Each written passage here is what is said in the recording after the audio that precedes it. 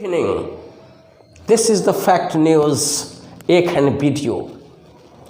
Today in India, a hot topic is flaming in the media and in the social platform that the Muslim girls are forcefully restrained to attend the colleges and schools in their traditional dress, burqa or hijab, by some henchmen of BJP, RSS, Bajrang Dal, etc., would like to breach the peace and tranquility of the huge democracy in the name of our nation, without using their moral sense. In this predicament, it's hard to fight against anarchy. Day by day, these astray and pampered childs of the politicians are ruthlessly aggressive and targeting Muslim women and girls.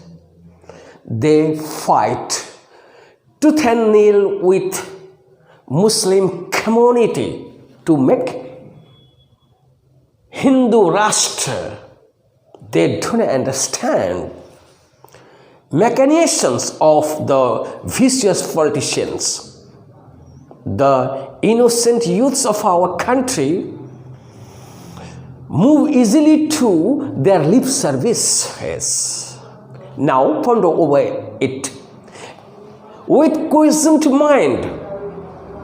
All burqa, niqab, chadar, khimar, hijab amira, hijab shahla, abaya and jilbab.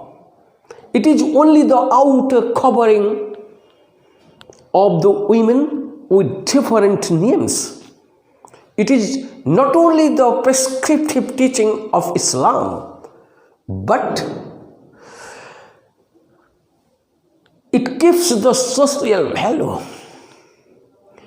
In almost all areas, now listen to me, comes out from the ploy of political junta who implicates you in sins.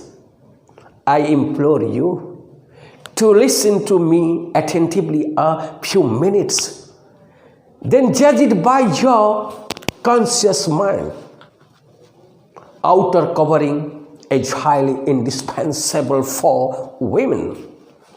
What is burqa? It is outer cover of the women from head to toe that cover whole body except eyes. Look at this. Niqab is also a loose dress that covers the head and portion of the mouth and hangs to the pit. Hijab is also cover the head and the front part of face. Khimar or jilbab is more loose than hijab. An abaya, which is a large piece of clothes, hangs both sides to hide the buttock and the front part. Also hide with gathering of the clothes. All this covering only to keep away the body from the attraction of public. To the attraction of public, it is the integral part of the Muslim religion. It is the integral part of Muslim religion, as the Holy Quran, Surah Al-Hijab 33, verses number 59. O prophet, tell your wives and your daughters and women of the believers to bring down over themselves of their outer garments, that is more suitable, that they will be known and not be abused, and even is Allah forgiving and merciful. It is the prescriptive teaching. Now the questions crop in the minds of immoral, libertine, unprincipled, frail, and licentious andhavakta, blind supporter of their master, who would like to make the chaos over hell. Look at the Jewish women. Look at the Jewish women who are in burqa. It will call what? You ask them, why are you in outer covering? Their straightforward answer will be, they save their men from sin. Now this dress has been simply changed. Look at these women. They belong to Christianity. They are none. They are in their traditional dresses. What the Bible says, Christian head covering was universally practiced by the women of early church, which continued the ordinance. This was attested by the multiple writers throughout the first century of the Christianity. Church Father Hippolytus of Rome, while giving instructions for church gathering, said, let all the women have covered with an opaque cloth, not with a veil of thin linen, for this is not a true covering. Until at least the 18th century, the wearing of a head covering, both in the public while attending church, was regarded as a customary for Christian women. In Mediterranean, European, Middle Eastern, and African culture, a woman who did not wear a head covering was interpreted to be a prostitute or an adulteress. In Europe, law stipulated that married women who covered their hair in public was evidence on infidel. There are so many scholars try to establish the fact that the women covering was first introduced by the Mughal and Antioch. No, it is not true.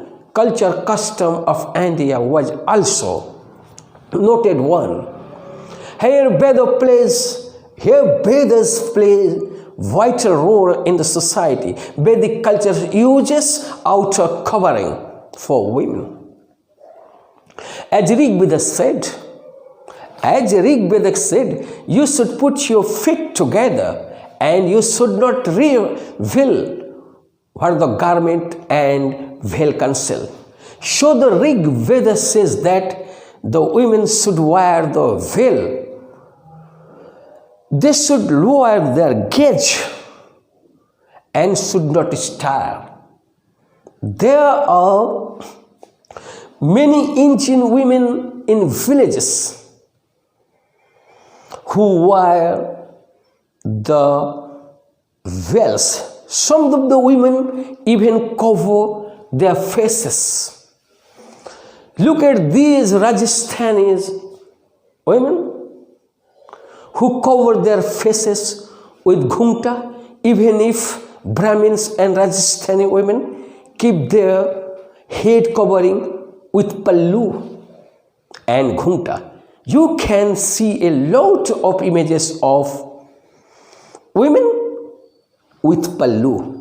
Even if in the Vedic time or mother of Lord Krishna, Yashodhara, who also uses head covering, and the gathering the clothes from the chest. She was looking modest whenever she was with her companion. Now look at the Yashodhara. It is also a covering. Don't go against the nature. Andhabhakta only free firing.